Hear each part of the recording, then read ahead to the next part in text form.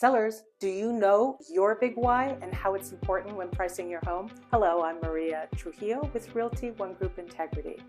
Of course, everyone wants to have the best return on investment possible. But sometimes there's a timeline involved with a sale, like a relocation due to job change or a change in family circumstances. Simply put, if you need to sell and beat a timeline, but have overpriced your home in this market, you may be losing thousands of dollars and lots of days on market up front. As trusted real estate professionals, we know why pricing a home right from the start matters, but many homeowners may not understand this strategy. So why do the following tips to help sell your home, possibly receive multiple offers, and get the most money possible on your investment work? Let's see why. Price your home a little below market.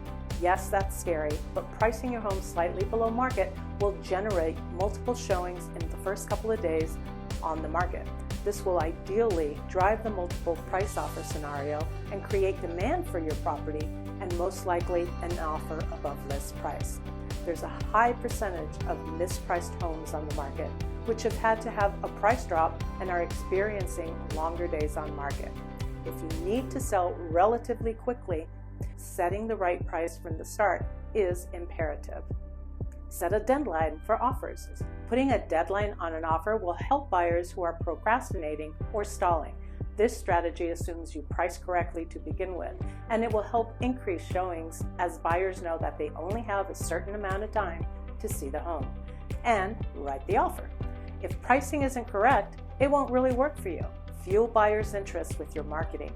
Hiring a real estate professional that has a marketing plan to spark interest in your property is key. Make sure your agent is up to date with the latest marketing channels to showcase your home. Just doing the old school way of marketing won't spark the curiosity you need to drive multiple offers and multiple showings. Finally, make sure your real estate professional is fully versed in how your area is performing as far as sales, inventory, days on market, and market conditions. Why is this important?